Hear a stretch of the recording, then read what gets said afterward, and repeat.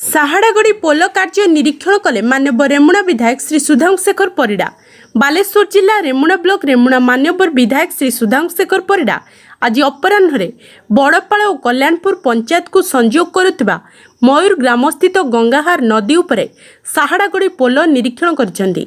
2012 मसीहार शुभ दि जाइथिबा बेले एपर्यंत यार कार्य सरी नाही, जहाफल लोक मैंने यातायात बहु असुविधा सम्मुखीन होउछन्ति। कल्याणपुर पंचायत किसी लोक पुल मत अटकईले आ पूर्व भी अभियोग होता ये साहाडागड़ी पुल जोटा 2014 मसीह प्राय आरंभ होता पर्यटन पूर्णांग हो पारिना एवं जहाँ कम किसी अभियोग आसुचे एप्रोच रोड जोड़ा तैयारी हो जेहेतु नदी कड़े पानी बहुत अधिक आसे गंगार नदी रे तो ये जो पत्थर बंध गुड़ाक कर साइड पेचिंग हो प्रॉपर्ली है ना दबी जाऊँगी से खसी जावर चांसेस अच्छी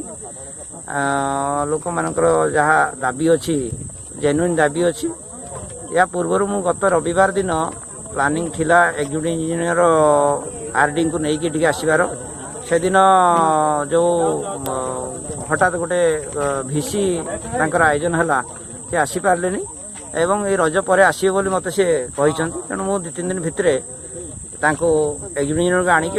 विजिट करेबी। एहापरे मान्यवर विधायक उपरस्थ अधिकारी आलोचना कर तुरंत समाधान पाई पदक्षेप नेबे बोली ग्रामवासी को बुझासुझा करथिले।